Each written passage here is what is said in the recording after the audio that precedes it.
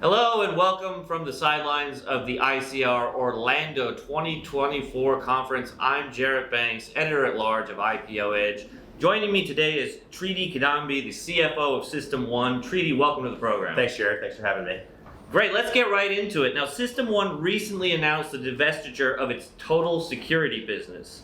What was the rationale behind that transaction, and where does that leave the company today? Sure, thanks for the question. So Total Security was our subscription business. It was a business that we acquired as part of our de-SPAC in early 2022. And really kind of three key reasons for divesting that business late last year. So the first was just in general, really trying to clarify and simplify the story of what System1 is. At our heart, we're an advertising technology company. We have an acquisition platform, and what we do is we acquire customers and we deliver them to advertisers. And so really simplifying that story, making it a much cleaner story, execution focus for the company was really number one. Number two was just around that total security business itself. It was very cash generative for us. Starting towards the end of Q2 and Q3 of last year, we began to see some headwinds around some payment processor issues and customer acquisition costs. And specifically, the divestiture itself was actually very easy to do operationally. So just timing-wise, it made a lot of sense for us. And third, from a liquidity standpoint, given some of the downturn that we had seen in the ad tech industry, starting really in the second half of 2022, we had began to see some a liquidity crunch, just some concerns. And so what this divestiture did is actually create some cash flow for us, give us a nice cash balance, and really allow us to focus on executing on our core advertising business without really any constraints going forward. Okay, and now we spoke with you last year, but given this update, can you provide us with an overview of System1 today? What's the company trying to solve? What do you do differently from your competitors in the ad tech marketplace?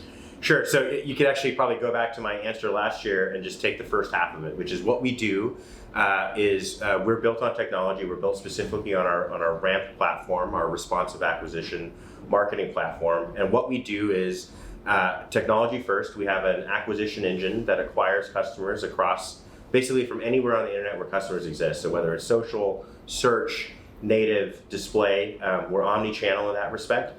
And then we're omni-vertical. So through relationships that we have with the leading advertising partners in the world, Google, Bing, Yahoo, we're able to take those customers that we acquire and deliver them to advertisers across any vertical. So we're very agnostic. We're very fluid in terms of where the market is going, where the trends are. Okay. And what are some key areas of growth for the remaining advertising business going forward?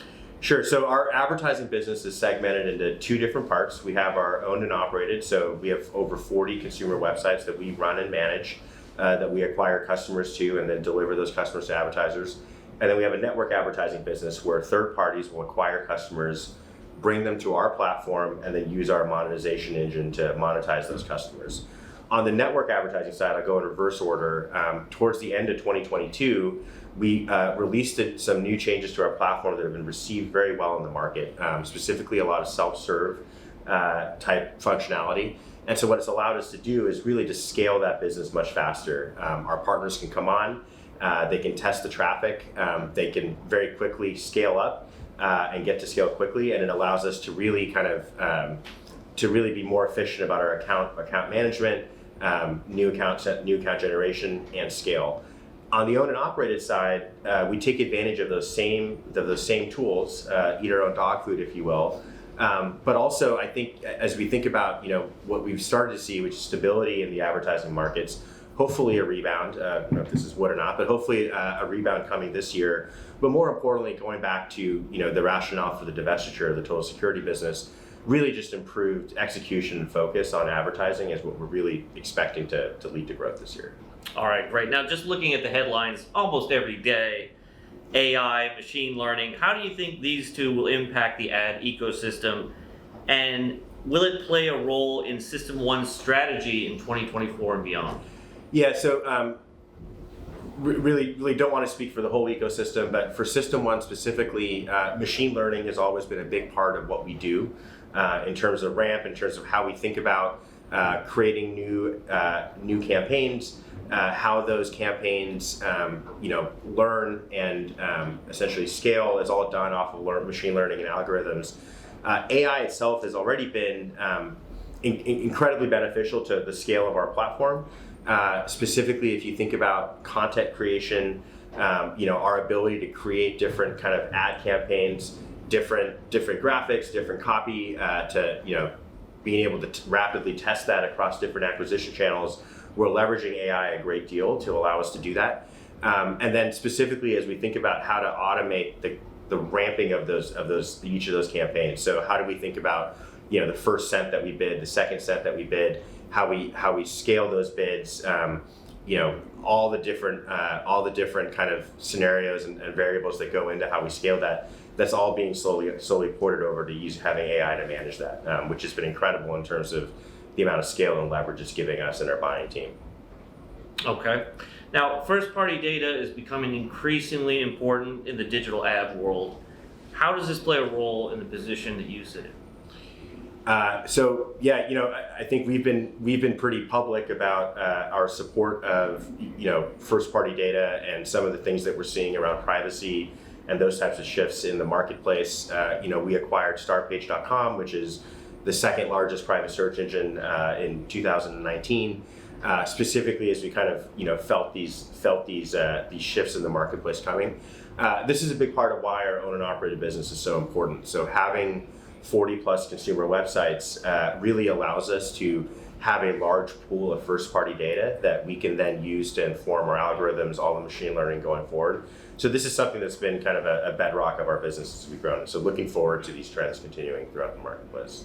Okay, now one of the biggest announcements so far this year was Google announcing changes in policy. Can you talk about a cookieless environment and how that impacts the ad ecosystem and more broadly System1? Yeah, to be honest, we're really looking forward to it. Again, we have this portfolio of 40 websites where we have first-party data.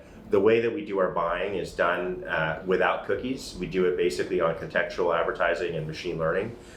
So we're really looking forward to it. I think Google has delayed this announcement a couple times. Really hoping it comes to fruition this year and to have everybody playing by the same rules we've already been playing. So we're excited and look forward to it, and we think it's going to be a real boost for our business. All right, we'll leave it there. This has been Tridivesh Kidambi, the CFO of System1, which is listed on the NYSE under SST. Tridi, thanks so much for being part of this. Thanks for having me. Signing off from the sidelines of the ICR Orlando 2024 conference.